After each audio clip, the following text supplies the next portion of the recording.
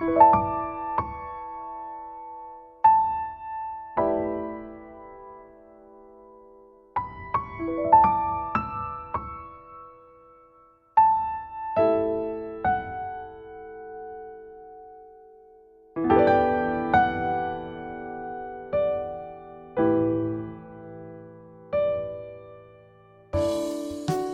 to the Flourish with Neural Retraining podcast. I'm your host, Madeline Lowry, founder of Twin Cities Neural Retraining and a certified MAP method practitioner specializing in anxiety, sensitivities, and chronic symptoms and conditions. Join me for episode 78, where I will talk about how and why we can retrain the brain to experience more abundance in all areas of life, including financial abundance, loving relationships, and physical, mental, and emotional health. I will discuss points from Colette Streicher's book, Abundance on Demand, which explains how we use an advanced method of neural retraining to accomplish this with minimal effort.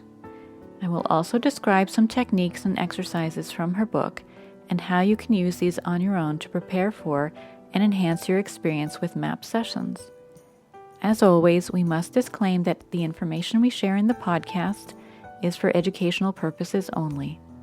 As MAP method practitioners, we do not diagnose or treat disease. Instead, we work with the mind to optimize health. Let's get started.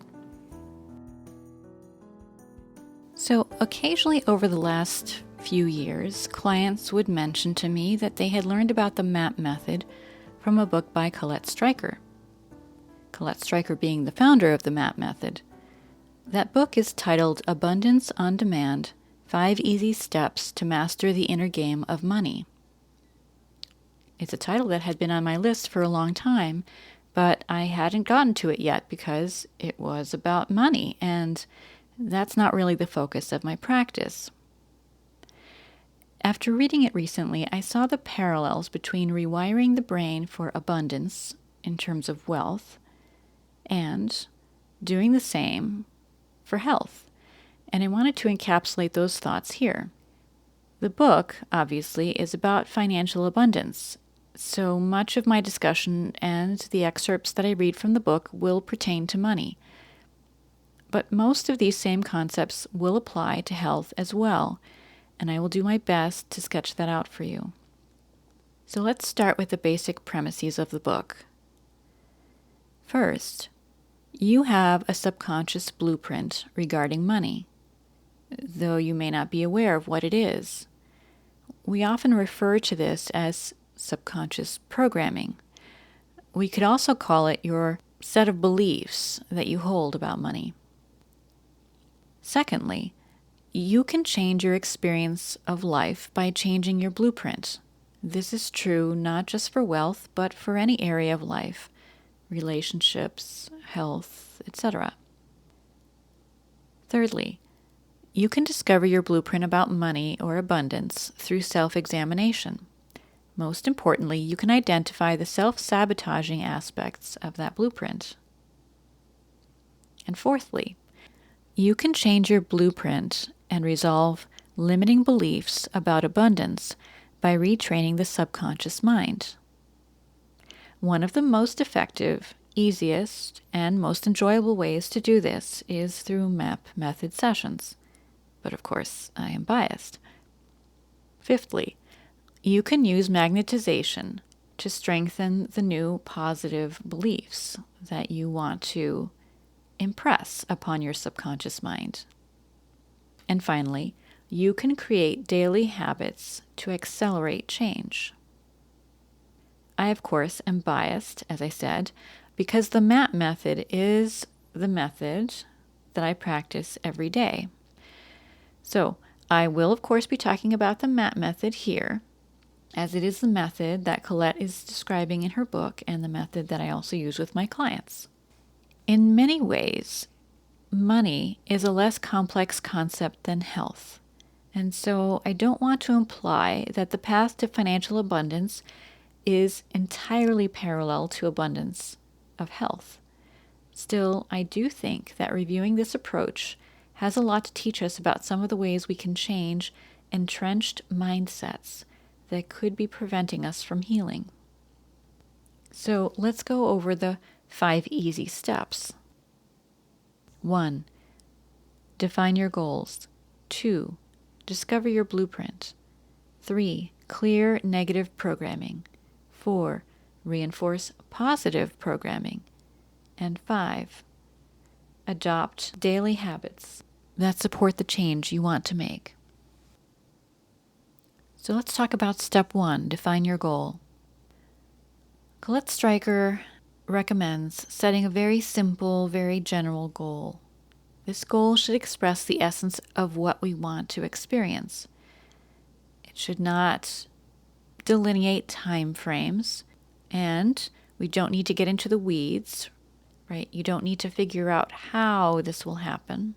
Rather, we want to allow the power of your subconscious mind to find the best path to the goal. The goal should be exciting to you, but not so large or so different from your current experience that it feels unattainable or far-fetched. It has to be believable to you. In her book, Colette suggests that the goal she likes to use is money comes easily to me. You could also use the thought success comes easily to me, loving relationships come easily to me, or health comes easily to me. Let's talk about step 2, discovering your blueprint.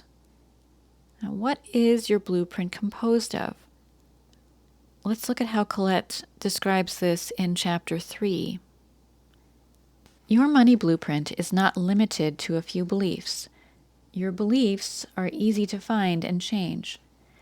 It is a complex structure consisting of all conscious and unconscious beliefs, as well as dormant beliefs, negative emotions, traumatic money events, collective beliefs, generational conflicts, and many other associations you have made along the way. This structure is involved in every one of your daily decisions and behaviors connected with money, success, and abundance. For this reason, it is very important to be able to improve your money blueprint. Your money blueprint needs to support your success instead of sabotaging your attempts to get out of your financial rut. Your blueprint has only one role, which is to keep you where you are. It is always using the same patterns repeatedly. To break the cycle, you will need a new and supportive blueprint. Let's talk a little bit about what she means when she says your blueprint is meant to keep you safe, to keep you where you are. She is describing the role of the subconscious mind. The subconscious mind is like a black box, full of programming based on our memories and experiences.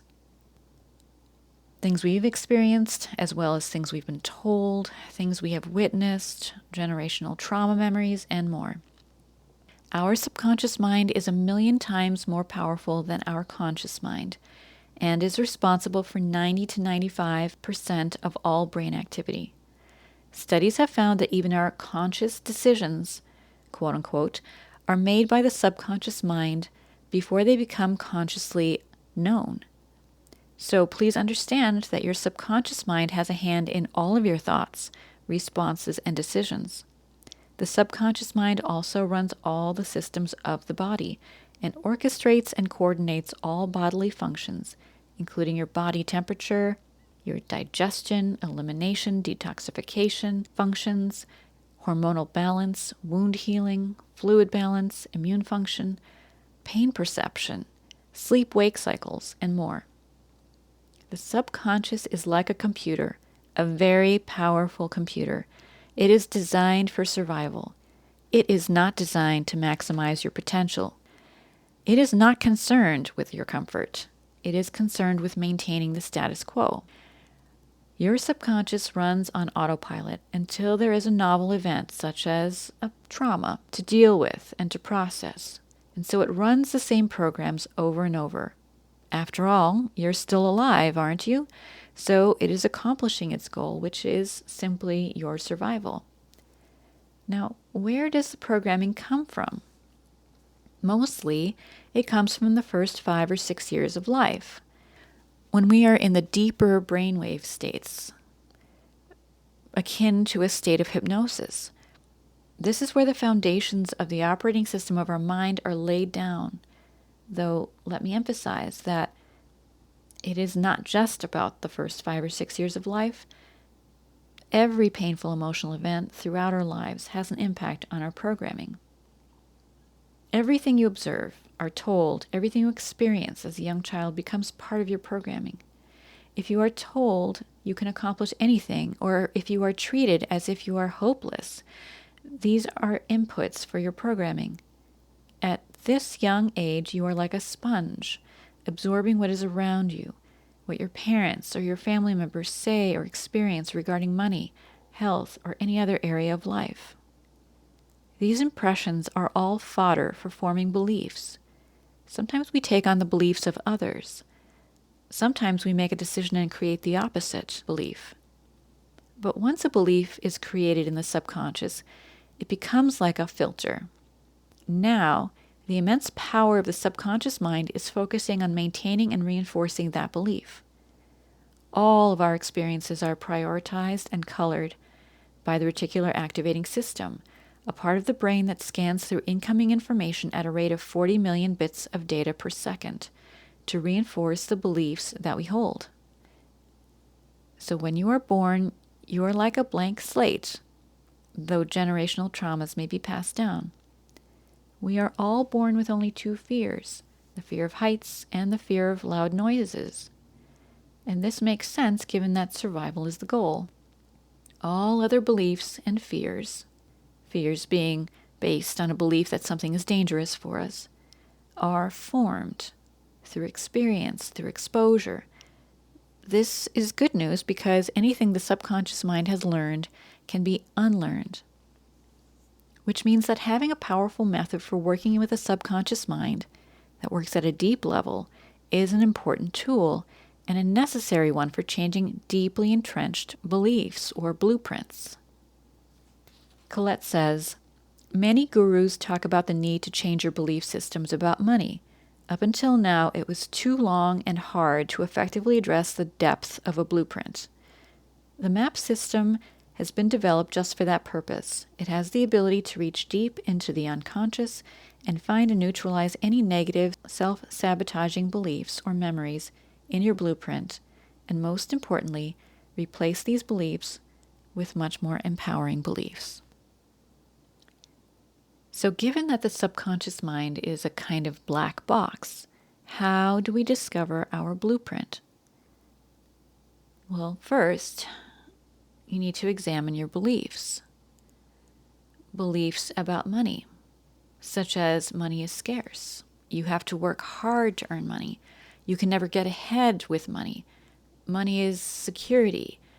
Money is for others. Money is easily lost or stolen or taken from us. Money brings burdens and responsibility. Money corrupts. Only people with poor moral values have money. Or being poor is a badge of honor. Then there are the core beliefs about yourself.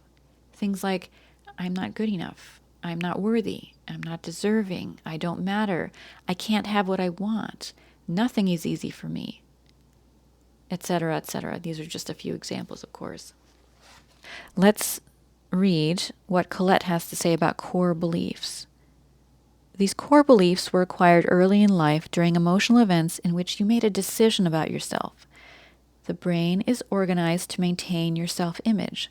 Once you learn a belief, we spend the rest of our lives proving that this belief is true. Your unconscious works full-time to make sure you maintain your sense of identity as you define it. So you accumulate a lot of evidence and experiences to support these beliefs. When it comes to examining your beliefs, the same process we described for money would apply to health as well. Particularly for people who have had chronic health conditions. What I often find that their beliefs about health are very different from people who have been mostly healthy. People with chronic conditions believe or tend to believe that health is a scarce commodity, that health is somehow just always out of their grasp, that health requires hard work and vigilance. Health is something for other people, that health is unattainable, that health comes with burdens or responsibilities. You can also apply your core beliefs, I'm not good enough, I'm not worthy, I'm not deserving, etc., to health as well, because the same core beliefs will apply to any subject. The second major strategy for discovering our blueprint is to examine our life, the circumstances of our life. And here are 3 ways to do that. The first is to identify any traumatic events related to money. Here's what Colette recommends. These events can be related to huge losses of money, betrayal involving money, business, inheritance, etc. It can be either a single traumatic event or several traumas. Even conflicts over money that happened in previous generations in your family of origin can affect your money blueprint. I would like you to think about the following. Do you remember a traumatic event in your family that brought a lot of pain, which was due to lack of money or loss of money? Perhaps your family lost everything at one point, or perhaps you never had enough money to live easily because you were brought up in poverty and still remember some of those difficult memories. You can take a minute and think about these questions now. Write down any thoughts. Thinking of your life since conception, were there financial events in your family that put a tremendous amount of stress on you and your family? Thinking of your mother's side of the family, were there any money or financial events that were significant in past generations? Your parents, grandparents, great-grandparents. Thinking of your father's side of the family, do you know of any money or financial events that were significant in past generations? Again, parents, grandparents, or great-grandparents. So that is a little exercise that Colette recommends for identifying traumatic events related to money. A second way you can explore your life is to think about the symbolic relationship that you have with money. And here's what she says about that.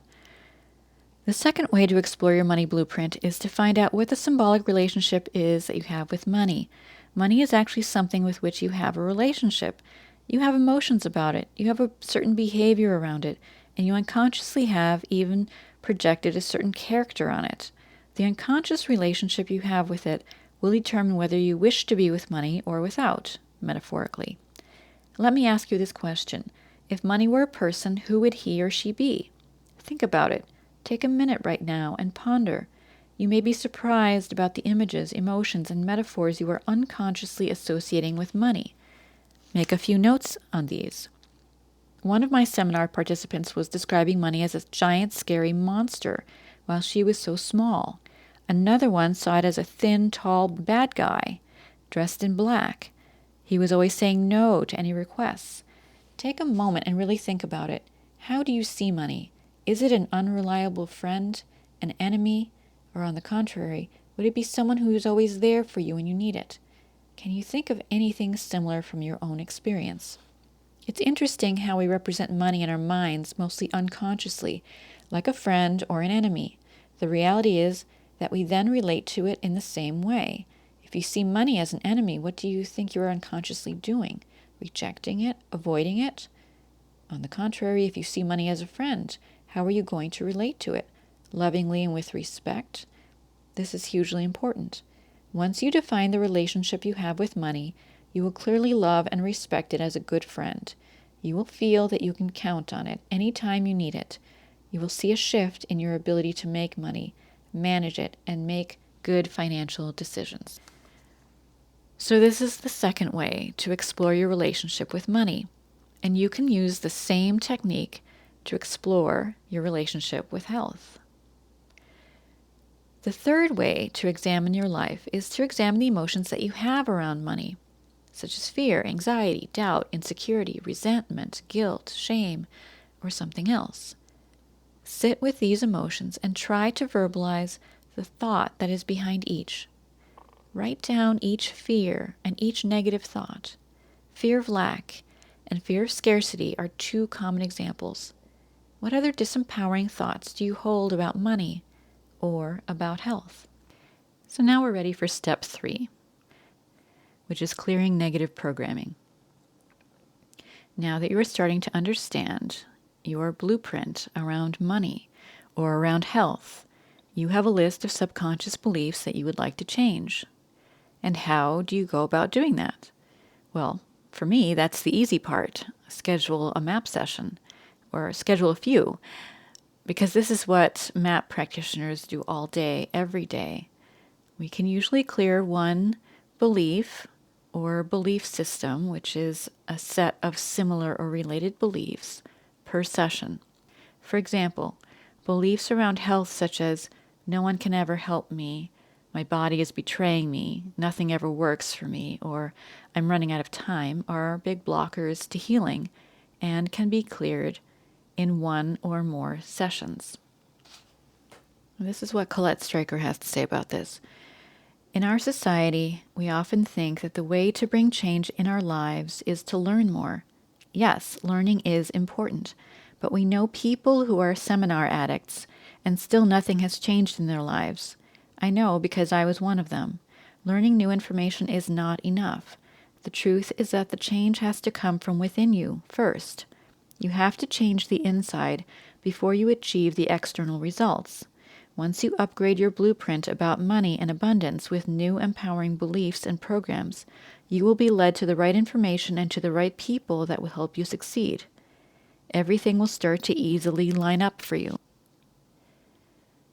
Now, one thing I want to mention is with the MAP method, step 3 and step 4, that is clearing negative programming and reinforcing positive programming, often happen at the same time with a MAP session. And so often we are able to clear a negative, strongly held belief in the beginning of a session, and by the end of the session, we are starting to reinforce the positive programming that you desire. So let's see what Colette says about this. Now you will find that some beliefs are not as easily changed.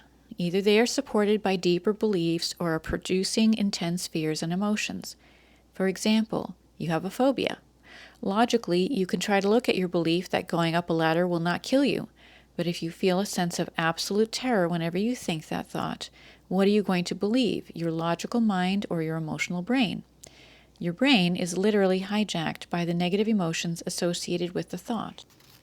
This is where using the power of your subconscious mind is useful. In MAP, we can find and neutralize unconscious beliefs with intense pain in an easy way. What makes it so much easier is that we can use the natural power of the brain to help us. One of the most effective techniques is to simply state the positive belief we would like to have, like, money comes easily to me.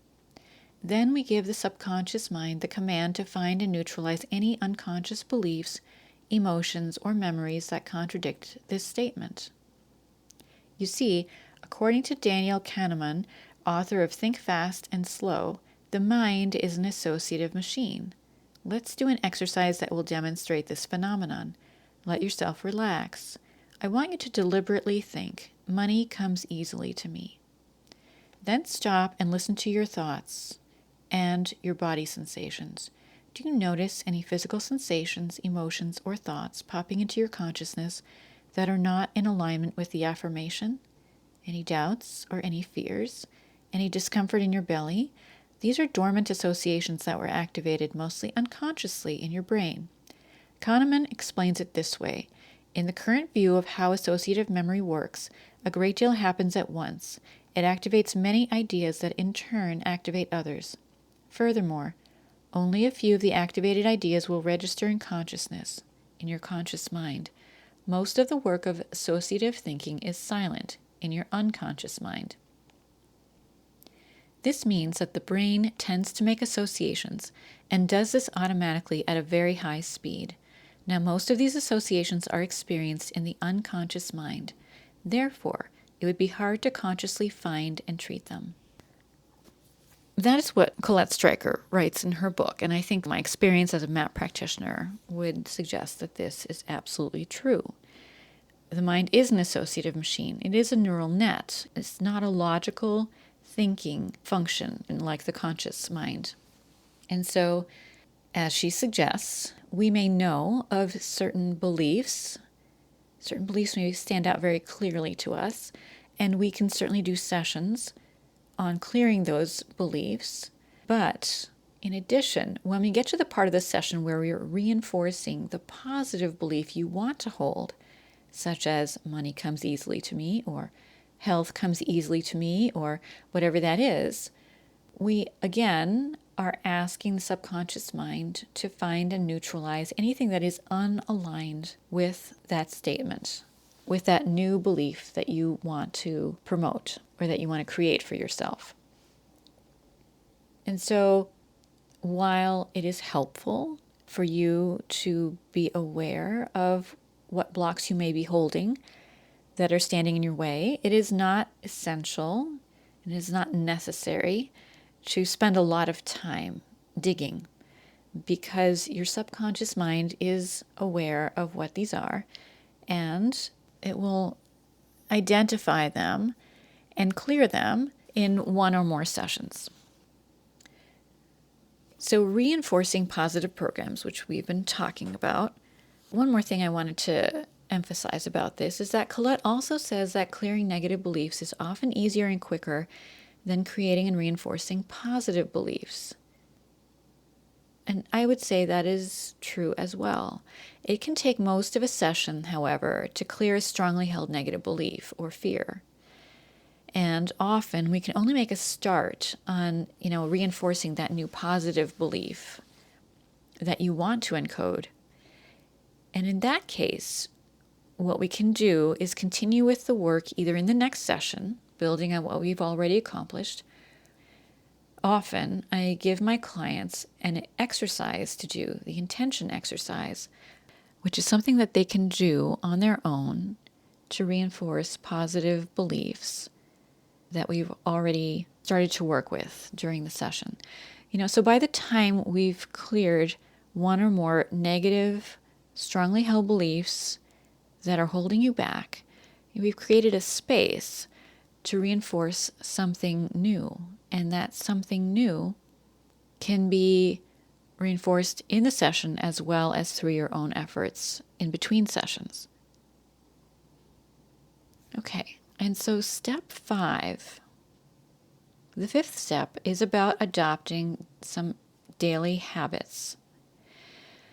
Now, Colette Streicher lists 5 daily habits that she suggests for accelerating change. The first is magnetization. And magnetization is a way of reinforcing a positive goal or intention by summoning strongly positive emotions. As we visualize that thing that we want, whether it's perfect health or financial abundance, perfect job, perfect relationship, whatever that is, summoning all the positive emotions that you could feel about that, as you visualize this as if it was true in this moment. That is the practice of magnetization. It strengthens that positive visualization or that positive intention. Why? Because the subconscious mind prioritizes experiences based on emotional intensity. So when we have a painful emotional experience that's negative, what we would call a trauma, any programming connected with that experience receives a high priority in the operating system of our mind. We're wired that way because in order to survive, let's say an attack by a tiger, whatever strategy we used to escape needed to be prioritized and kept top of mind so that the next time we encountered a similar threat, we could react in the same way and hopefully live another day, right? So this is how the mind is organized. Anything that has a very strong positive emotional charge or a very strong negative emotional charge are prioritized more highly than experiences that have a more neutral emotional charge to them. And so that is the technique of magnetization. What I call the intention exercise is much the same. It is about focusing on what you intend to have happen, what you would desire to have happen, and summoning all the positive emotions, including a deep sense of gratitude, while giving your subconscious mind a simple instruction. And this is what Colette says about this habit. The first task you will include in your routine is to keep doing a magnetization exercise for 5 minutes every night. I like to get into my special comfortable chair at night and take a moment to calm my mind. Then it is the perfect time for my daily magnetization exercise. Let me review this exercise here. As explained in the last chapter, you can add to the basic magnetization exercise by using a visualization and a metaphor. I personally like to see myself standing in an ocean of abundance where each wave is a wave of money, gifts, joy, support, clients, unexpected bonuses, etc. I see myself jumping up, arms up like in a real ocean as each wave comes my way, and I say thank you to the universe for that abundance. You can do the same. Visualize yourself as actually being in this ocean and feel how it feels to have so much abundance coming your way. To make sure you are focusing on the feeling, say to yourself, money comes easily to me and it feels like joy, freedom, etc. Just feel those wonderful feelings and keep saying, thank you, thank you, thank you.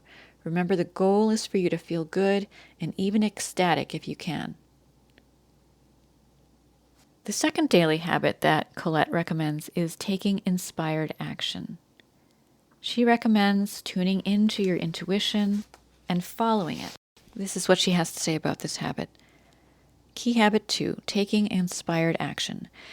Now that you have your night routine down, you'll want to deal with your day and the new habits you develop. Our days are filled with actions.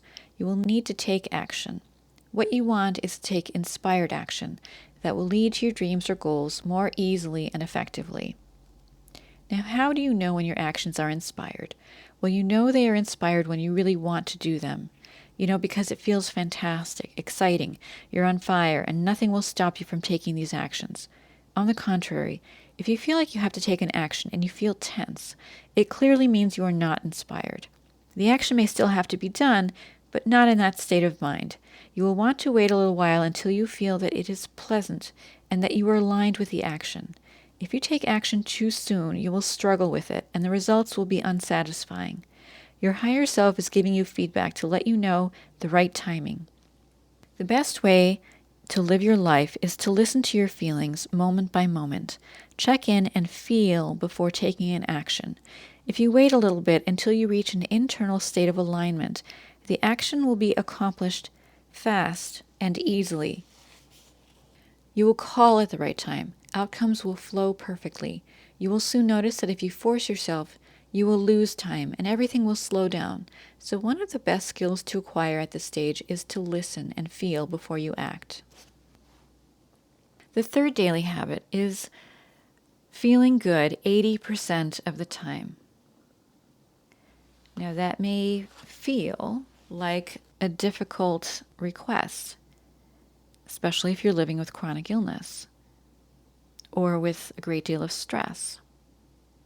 If you are initiated to the MAP method, you will learn how to handle your daily stressors with MAP on the go or MAP audio files.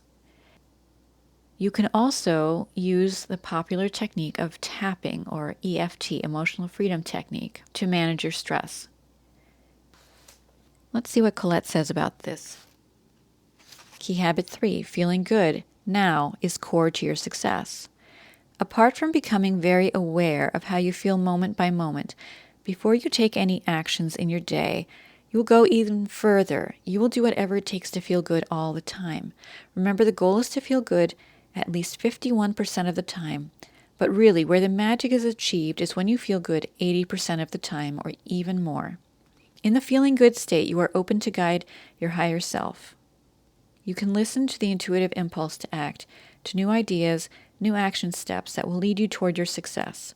This is where inspiration to act comes in, where you can get the intuitive pull to do something unusual. This is where the magic lives. On the contrary, when you are angry, afraid, or worried, you cannot hear your intuition. The negative emotions are dominating your mind. You need a peaceful mind to be able to listen to the guidance. So this daily habit is to make sure you're feeling good most of the time. Knowing that we make 75,000 decisions a day, most of them completely unconsciously, and that each decision is directly affected by how we feel, then above anything else, it makes even more sense to make a point of feeling good. Once you feel good, you will automatically make better quality decisions. When you are relaxed enough, you will be able to listen to your intuition and follow your impulses and guidance. All of your decisions will be of much higher quality. The fourth daily habit is to feel good about yourself. This is about self-love and acceptance. Again, if you are in a place where your health is challenged, if you have been living with chronic health conditions for any period of time, it can be hard to feel like loving yourself and accepting yourself. But this too is possible, and it is part of what we're trying to accomplish with MAP sessions. So key habit 4, feeling good about yourself. This is what Colette says about this. Again, feeling good is the key, but this time the focus is about yourself. Self-love is one of the core keys to letting abundance into your life. In my work with clients, we work on increasing their sense of self-worth and self-love because it is at the core of success. I remember listening to the billionaire Bill Bartman say one day in a seminar, and his message impressed me. He insisted that our net worth was equal to our self-worth. He was so convinced of it that he even designed workshops and courses to address self-worth. What is self-worth exactly? It is the belief that you have value and that you are lovable.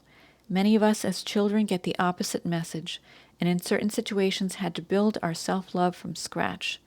You may wonder, like I did when I first heard Bill's speech, what does self-worth have to do with abundance? I have come to understand that self-worth is at the core of everything. You see, an identity or definition of self is the primary filter of your experience. I am lovable is what we call a core belief, a belief that defines who you are. Your brain takes these beliefs seriously. They are stored in a specific area of the brain and serve as major filters about what experiences are fitting or not fitting the definition. It will simply not let any experience occur that doesn't fit your self-definition. So let's be more specific here. When you believe you are truly lovable, you will give yourself the permission to dream of things you desire. You will have the ability to desire and imagine bigger and better things for yourself, thus creating them. You will feel worthy to receive great gifts and easy success. You won't have to prove your worthiness by attracting money the hard way anymore. You will also fully focus your attention on what you desire and take inspired actions instead of spending your precious energy and time on negative thoughts toward yourself. All right. And daily habit number 5, creating micro habits. So these are little daily habits that you can create as part of your daily routine that will support you in the pursuit of whatever it is you desire more of, whether it's abundance around money or abundant health.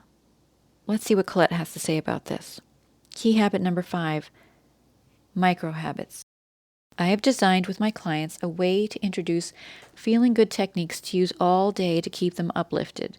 The most powerful time to begin feeling good is immediately when you wake up. Each time you wake up, you have the chance to program yourself positively for the day. Your daily practice is fundamental. Indeed, you go through a reset during the night, and therefore the morning is the perfect moment for an empowering routine. Thank you is the first thought I have conditioned myself to have. I say out loud or internally, thank you, thank you, thank you, thank you, several times in a row.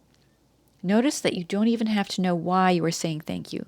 Just the words themselves have the power to focus on what you can be grateful for and prevent any negative chatter to begin the day.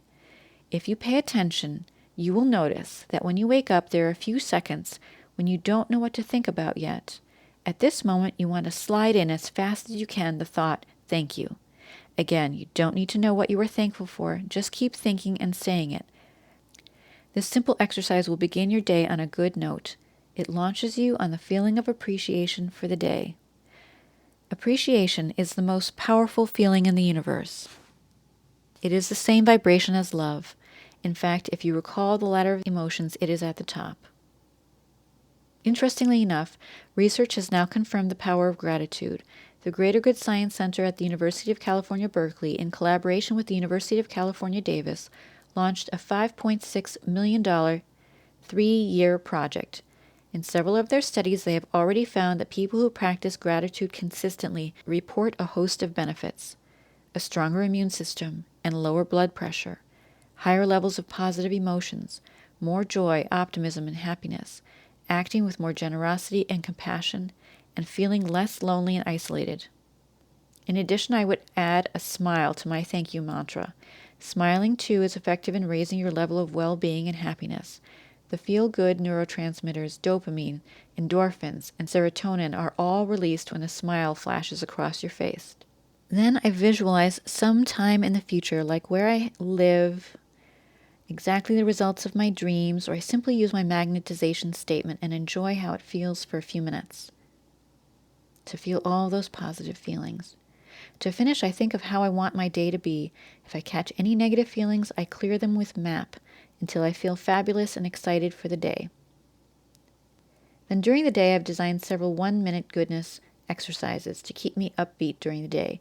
To give you a few examples, each time my computer is slow, I stop and smile to myself and say, I am rich. And then I often think to myself that it is a great time to breathe and relax. Now, if the computer is still slow, I take a second deep breath and I say to myself, I am richer, and I smile. This is how I remove a regular frustration in my day. Each time I get into my bed in the evening, or walk outside in the fresh air, or look at the sun, for example, I feel appreciation, and I think or even say, thank you. You see, I have associated different times and places in the day with either feeling appreciation or feeling abundance. Getting into the habit of feeling good will also help you become more resilient. It will help you to never give up. The only way to really succeed is to keep a positive mindset even in difficult times. It is simple. When you want to be successful, the number one step is to do whatever it takes for you to rewire your brain, and then keep your emotional state as high as you can for as long as you can. As Tony Robbins says, in the right state, nothing can stop you. So those are the 5 daily habits. Number 1, magnetization, or what I call the intention exercise. 2, taking inspired action, connecting and following your intuition. Number 3, feeling good 80% of the time, handling any daily stresses with MAP on the go or tapping. Number 4, feeling good about yourself, optimizing the level of self-love and acceptance that you have. And this can be done through MAP sessions. Step number 5, creating micro habits. Little habits or routines throughout your day that keep you in that positive state, focused on your goals and intentions. So those are the 5 steps to abundance in any area of your life. Apply these to any part of your life. Set your goal, discover your blueprint, clear any negative beliefs and programming, reinforce positive beliefs and programming, and then support the positive changes with positive daily habits. I hope that you have found this discussion helpful, and thank you for listening. Thanks for joining us for the Flourish with Neural Retraining podcast. Please listen again and remember to follow us and leave a review on iTunes, Spotify, Amazon Music, YouTube Music, or Pandora. Check out our free courses about the MAP method and all of our MAP programs at mapforhealth.us, or schedule your introductory MAP session at tcneuralretraining.com. Until the next time, be well and flourish. Content of this podcast, copyright 2024 by Twin Cities Neural Retraining. Music by Barbara Ben.